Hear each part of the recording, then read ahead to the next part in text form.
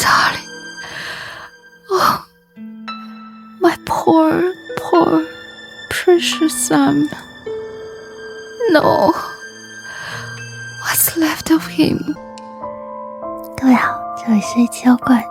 今天要玩的游戏呢，是一个哥特风格的爱情故事，一共有3种结局，你会选择哪一个呢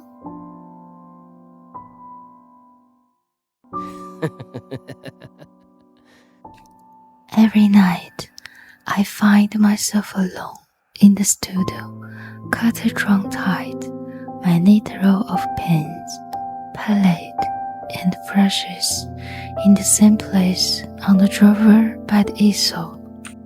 The canvas upon it sits, as always, unfinished, Mary's half-painted face, frozen in silent song.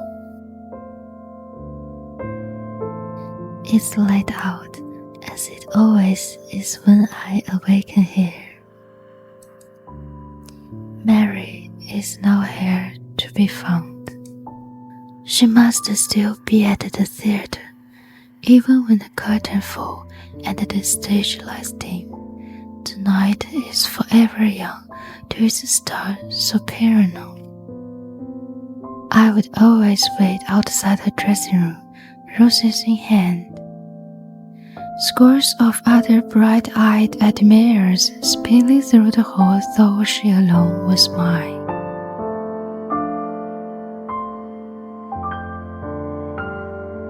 And I was hers.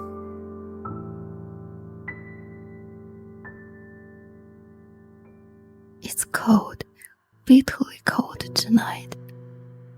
But still, I draw the curtain and open the windows wide. There is a stench in the room, deep and damp, and sticky sweet that I can't ever seem to be rid of.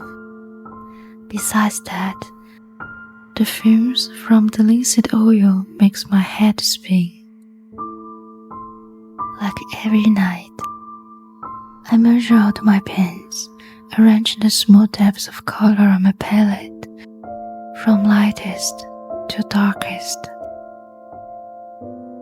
Titanium white and cadmium yellow to corpse brown and lamp black. I wet my brush with oil and gently start mixing the pigments.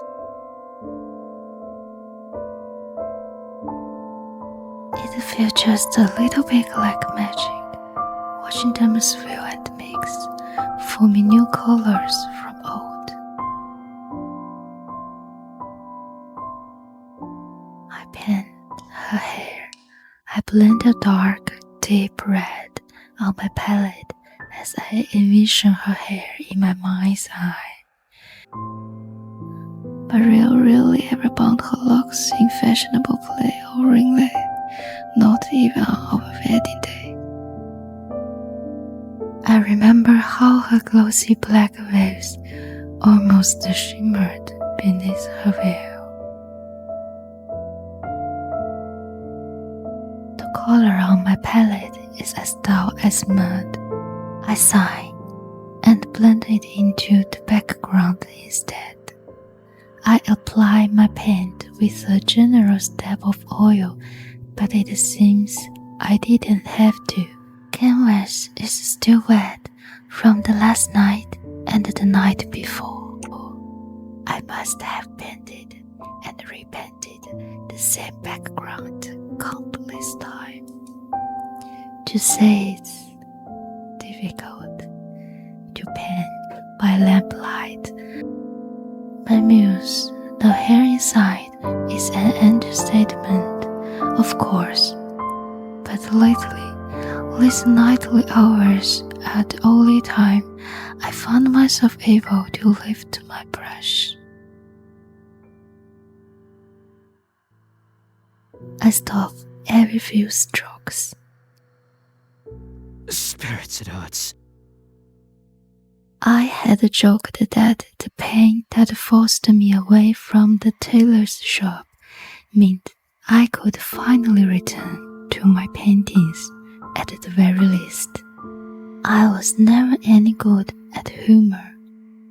Maria had sensed my worries, consoled me sweetly in her voice that could charm stone to life. Oh, Sam, don't worry. I have roles lined up for months. Go ahead and paint. We can still live comfortably. It hurt. A small part of it did.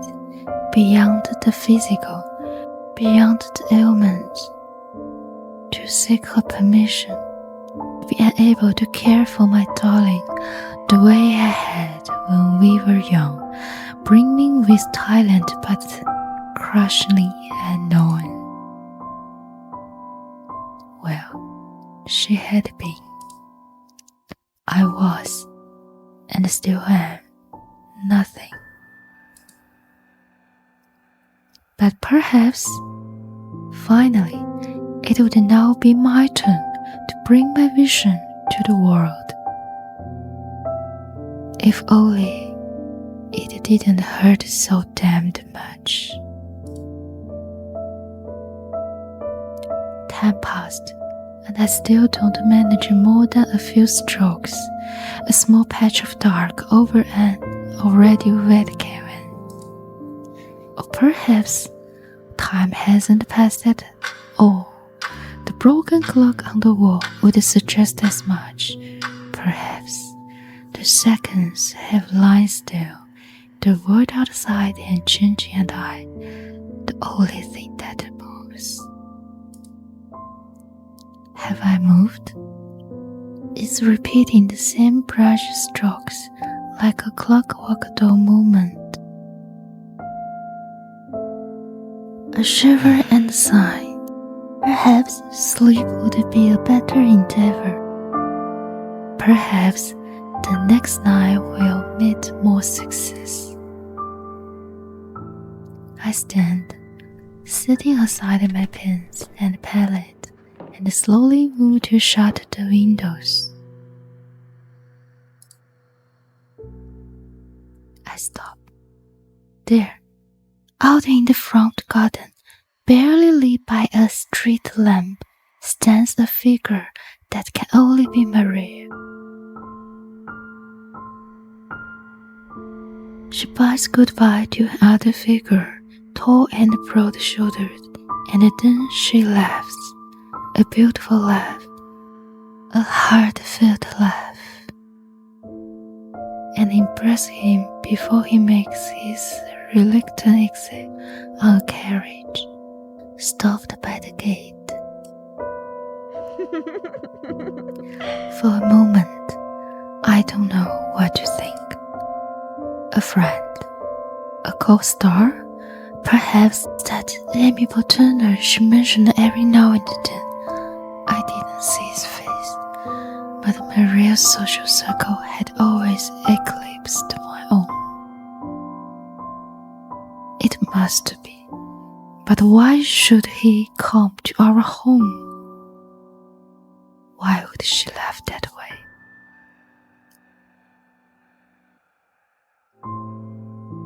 In the garden, in the midst of walking to the front door, humming to herself, Maria suddenly looks up. For a moment, her eyes go wide, and she blinks as if shaking herself from a daze. I instinctively step back from the window. Perhaps it's guilt that makes me do so. Maria is finally home, and oh, I have missed her so.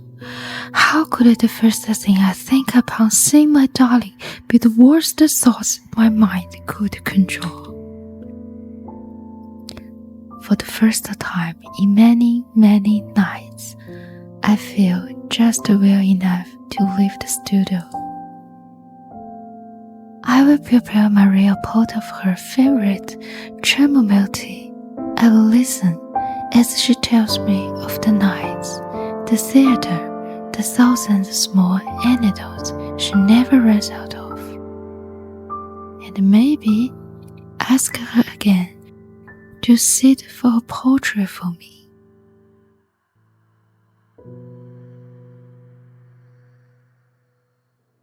The house feels larger than it used to. Perhaps I was shut in the studio too long still.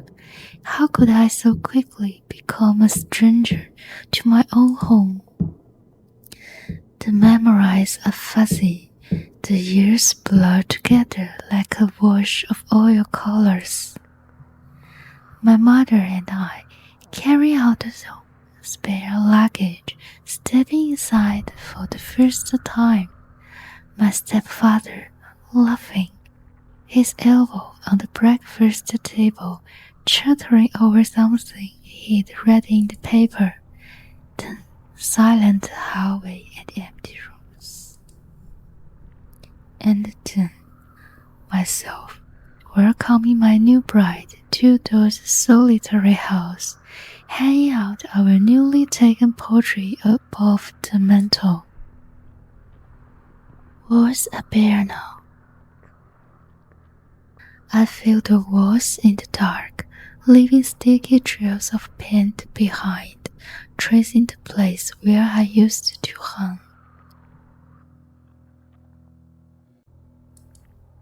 The paintings. I deframed the seaside landscape I had painted on our honeymoon, the watercolor sketch of Mary that could hope to capture the sheen of her hair, the still life of candles and flowers that had wilted because I took so long to finish. Even the painting of roses in a vase, the first gift I had ever given to her. I wanted to bring you some flowers, but I was afraid they would wilt before I saw you next.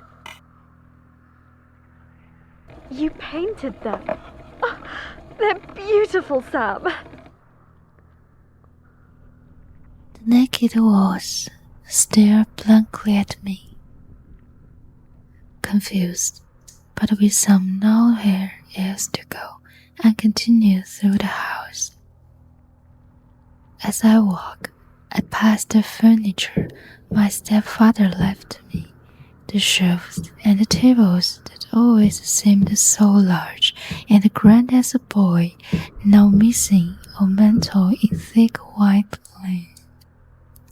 They remind me of corpse on a hospital table, lying dead still, covered in sheets. Mary. I try to go out, but the phlegm blocks my throat. I cough, long and drawn and wet, and then once more attempt to voice her name. Mary. It slips off my tongue like a serpent uncoiling. I had always loved her name, so tender and sweet, free of harsh syllable. Maria. It was a name like an impressionist fleur, painted in soft strokes with a fine oil brush. It was the greatest joy in the world to join my name to hers. Silence fills the house, a long, drawn-out silence. I hold breath. Finally, my darling answers. Sam. Is this a dream?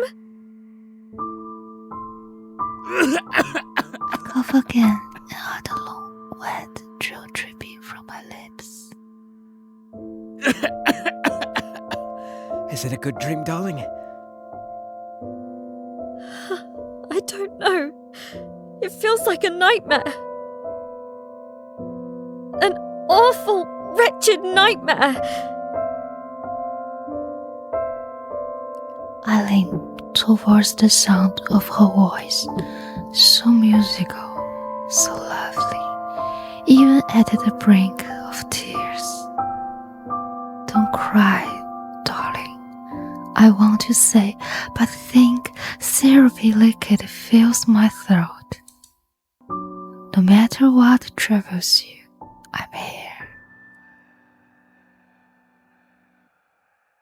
She stands at the edge of the staircase, shaking, a handle stick in hand. The steps are sticky and wet. I inch carefully, practically at a crawl, not to slip.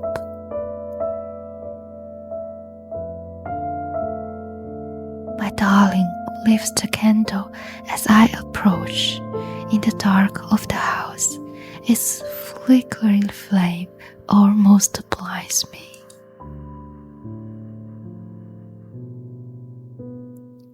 I don't see the expression on her face as she screams.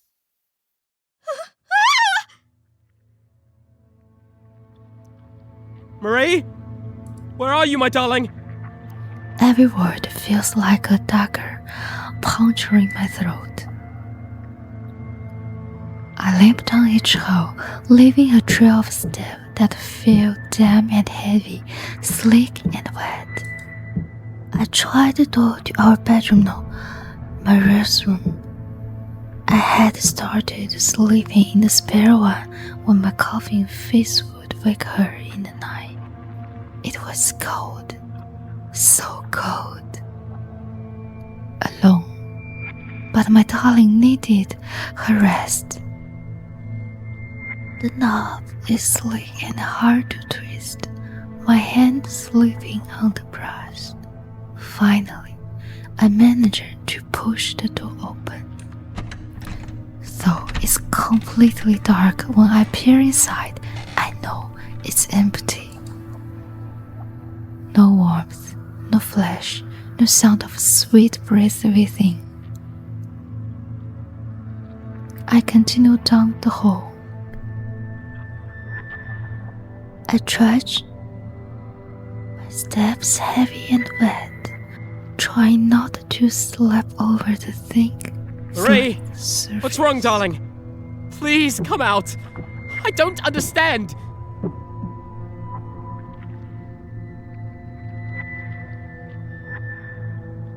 The shelf where the china and the silverware were once neatly stacked in a cape, hollow.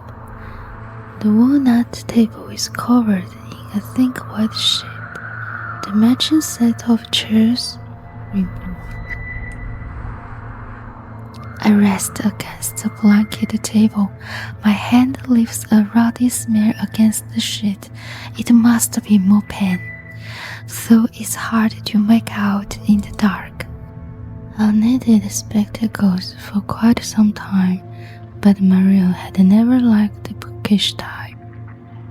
I continue on through the familiar yet unfamiliar house, my steps strained and slow, my breath short, sticky, wet. Marie! Where are you? Oh, Marie, it hurts. Won't you come to me? I hear the front door slam shut. It must be freezing cold out. Why has she gone to the garden? I tried to do the sound with new urgency and caring of the sticky wet floors, forgiving for just a moment the pain that snaps and burns through my flesh. I reach for the oily damped knob. Don't! Sam! Please! Her voice rings from behind the door. I don't understand, darling. Have I done something to upset you? Her sobs loud. I never thought an ugly sound could come from my darling's sleep, but her words. I love you, Sam. I always will.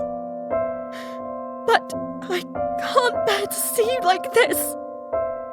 Please, I beg of you, return to where you came.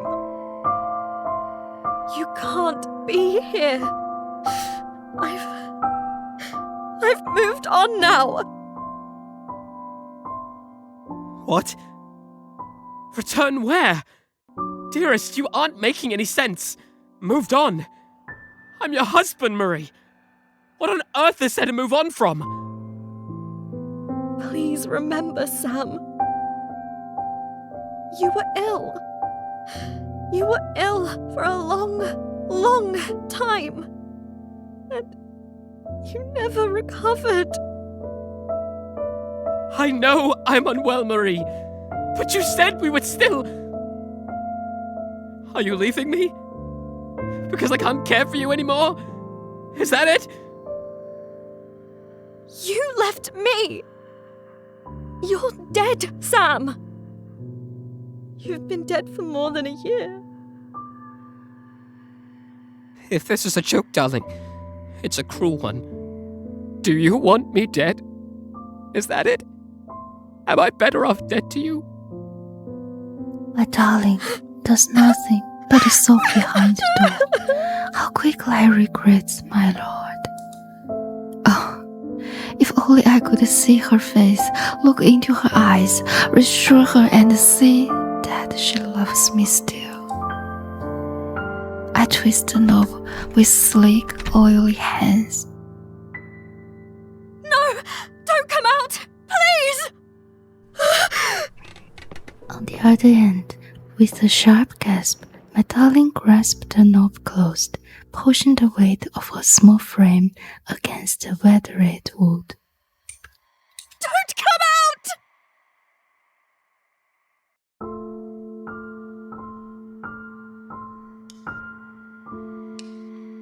I let go of the door, my hand slicking off its oily surface.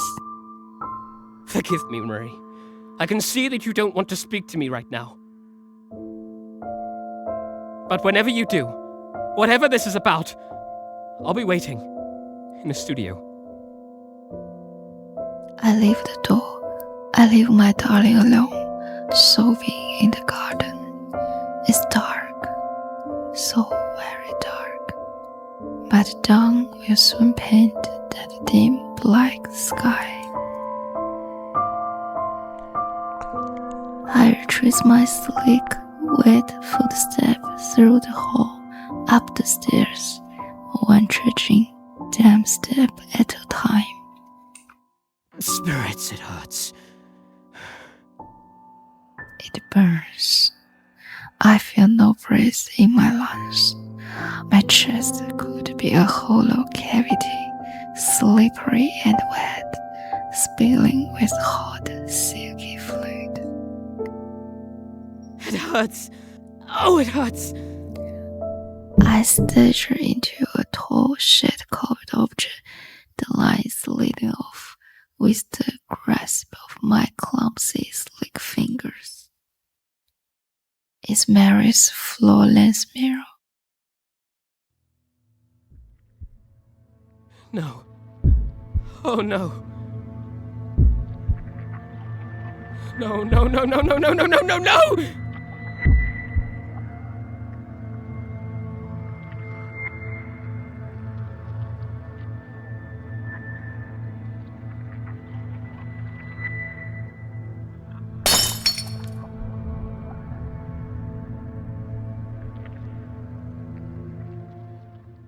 I'm in the studio, a dark, dim studio, as empty as it is every night. The curtains are shut, the lamps are unlit. My palette is a mess of murky colors, rust red, corpse brown, a musky, silky, sweetly rooting stench fills the room. I don't know why the smell of lancet oil ever bothered me. After all, I no longer breathe. The handle of the door turns behind me. Slowly, it creaks open, and a figure steps inside. It's me. He limps more than he steps in crooked motions against the floor, juggling his body along like a white brush as the sweat of a red pool at his feet. I watch him pour himself before the canvas. Samuel. He speaks in my mother's voice, a tone that could swell with warmth or derision, command or dependency, pride or disappointment in a moment's notice. Please, give up your suffering. Give up this. Come back to the earth with me. My hands are too sleek to hold my brush. I stab it into my flesh and fix it between my bones. Then dip the bristle into the blood. Sammy. He speaks in my stepfather's voice, but without laughter or joy. In the same cadence, I imagine him taking his last breath, crimson staining his uniform, the dog tag coiled around his neck. Don't suffer anymore, Sam. You are nothing already. Forget your pain. Return to the void with us. My brush is dry. I plunge it into his chest, wet it with his oily breath. Sam? He speaks with my voice, hoarse and raspy and tired. So very, very tired. This won't make you worthy of love. Not the world's, not Marie's, not your friends or peers or critics. Come back to our grave. End our suffering. You know I don't do this for love. I clean my brush with the pen thinner, knocking over the jar as it spills across the drawer and on the wet, soaking floor. I dry the bristle on my worn, rotting shirt, then soak it in the thick, white mucus of his tears. My words are only particularly true, just as his words are not fully wrong. Neither my rotting corpse nor the memory of what once was Sam will gain a thing from his toy. I pant the hours away, or perhaps take no time at all. The clock on the wall never turns its hand, suggesting that the world lies still, the seconds never pass, and I am the only thing that moves within it. It hurts. Oh, it hurts. Heavy, syrupy tears flood my vision, fill my throat, my chest, choking me. Every movement of my pants leaves cracks in what's left of my brittle bones. He stares at me all the while, silent, still, like a mirror. If I loved him, I would stop. I would crawl to my grave like he wishes. But I love Liz more than I love myself. I birthed him from within me as I cried.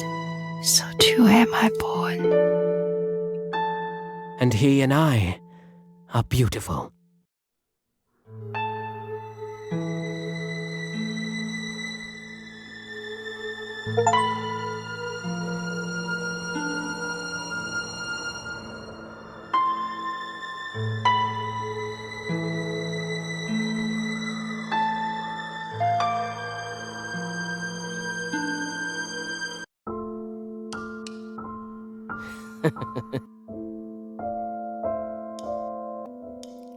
I make the tongue as warm as her cheeks, and I envision Mary's sweet face in my mind's eye.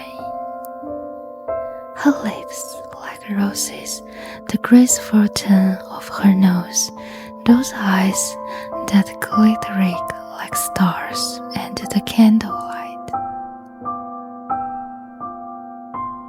It's no use. I can't focus.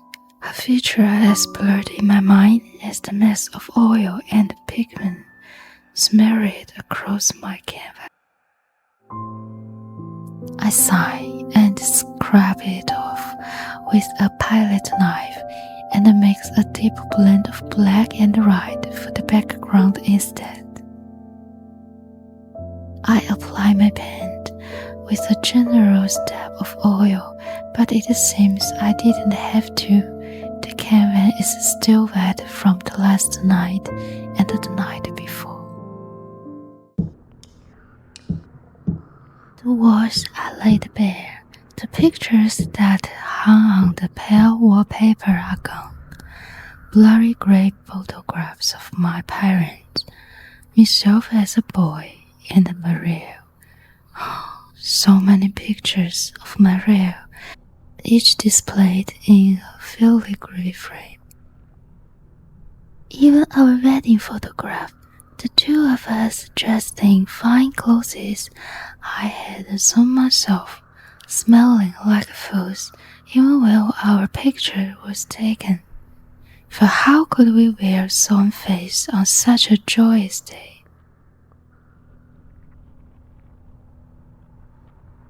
8, 2, let's go. The pale vapor stands pale, stripped to its bone. Confused, but with no hair else to go, I continue. No. Not until you tell me what's going on. Are you leaving me, darling? After everything? I need you. I need you! My darling utters a sharp cry as the hinges groan against the frame, loosening her grip as she stumbles back onto the cobblestone path. I instantly forget her sharp words as I limp towards her side. Marie, are you alright? I'm so sorry. Stop it, Sam. I'll keep you alive. Every time I sing, I'll sing for you. I'll keep you in my song, in my art. Oh, but it hurts. Her shrill voice grates against the oath spilling forth from my ears. It hurts. It hurts! My head rings. My chest is a hollow cavity, slippery and wet, flowing with hot, sticky fluid. I cough and spill more syrupy, warm liquid from her lips. Your art, it was always about you. Your fame, your voice, your needs, your wants, your desires. You were a work of art, of course, but did you ever think about me? Did you ever think about poor Sam, dying alone in a cold, white room? Poor Sam, who couldn't even hold a brush in his hands at the end. Poor Sam, left to rot into nothing. A year was all it took for you to forget me. I am shaking her, leaving smears of dark, muddy paint over her pale shoulder. The next moment, she breaks from me, running blindly into the street. The carriage doesn't stop for her. Of course it doesn't. My dearest is a wisp dark cross, a black gown billowing in the night like a shade. She should light as a breath, soft has missed. But the song comes is the scream of her breaking bones, her ripping flesh, the breath that leaves her lungs. Ha! But every sound my darling makes is beautiful. I scoop her mass of flesh and the deep crimson hair in my arms. Her blood pours around me, syrupy and dark, a color so deep no artist pigment could hope to capture. The purest scarlet, a vehement red, a dull stain in comparison. It is not Sam that I see staring back in the deep pool of our blood.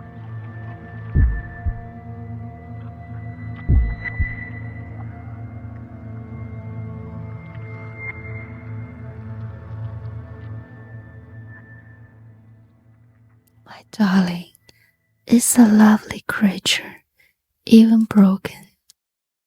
I gently carry her up the steps, one sleek, damp, crooked step at a time, setting her mass of jutted bone, of viscera and flesh on the velvet seat in my studio.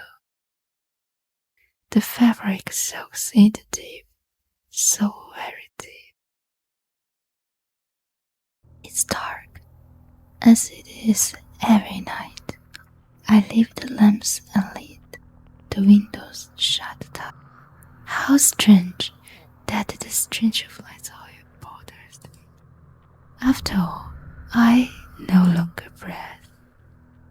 My darling sits still, ever so still, not a breath escaping her broken flesh. What a lovely motto. Oh, what a wonderful thing. All the more beautiful now that it surely hurts to sing. Oh, it is agony to hold a brush. It always does. But I can bear it.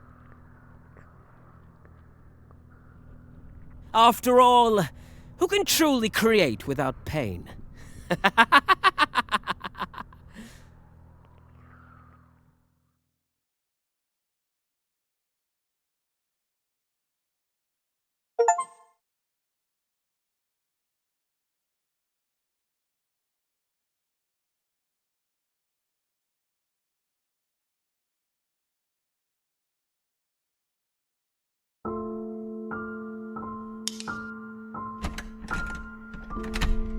I step through the darkness of the house, inch by inch, choking back dust and the tears that threaten to spill. It had been months since I last stepped foot here, but every floorboard, every turn of his house are as familiar to me when sunlight once shone through the windows. Sam always opened the windows when he walked in his studio, no matter the weather, no matter how rainy or freezing cold. The same windows that now were open, gaping from the garden outside. Someone had been through this house. Everything of value I had taken with me months ago, of course, but though I could not bear to stay here any longer, I could bear it ever less to let this place go. Sam had grown up here. This place meant so much to him, and I had so many memories, thousands here, deep within its halls. I didn't mean to spend less and less time with them as the years went on. I didn't mean to give Sam less and less. But I did. And then he was gone. My heels clack against the wooden floorboard as my footsteps echo in the dark. I stop at the doorway of the kitchen. The old wrinkly shelf gaps out, empty, while the walnut table silently stands beneath a muffled sheet. On Sundays, when he wasn't off to the tailor's, at the crack of dawn, we would have breakfast together. I remember how he sat at that very table, combing through the newspaper, carefully clipping out any new photograph of me that appeared. A sound snaps me out of my memories.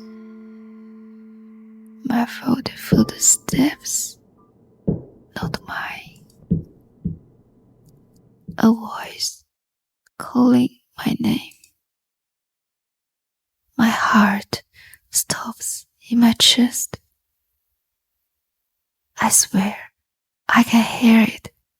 Him. Not the academy student in a hand-me-down green coat, full of life, nor the man who waited by my dressing room with roses, almost too shy to present them to me. And not the man in the pen-stand apron handchat over a canvas, eyes locked in concentration. The owner of the voice cannot be that man, but it has his voice calling out to me. My mind is playing tricks on me. It can't be. Holding my candlestick tightly, I slowly approach the staircase. Sam? I call, peering into the darkness above me. The outline of the figure stands, its movement slow and haggard. Is this a dream? Shake in the darkness, cough and cough again, in wretched pain. I choke back my own sobs in my throat. Is it a good dream, darling? He finally says, I don't know. It feels like a nightmare. An awful, wretched nightmare. as the figure steps into view. I blink against the flicker candlelight and finally look at him. My darling. Oh, my poor, precious son. No. What's left of him?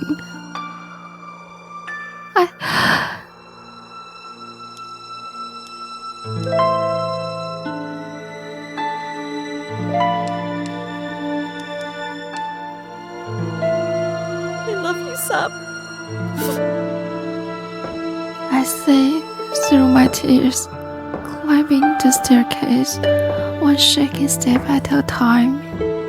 I always will.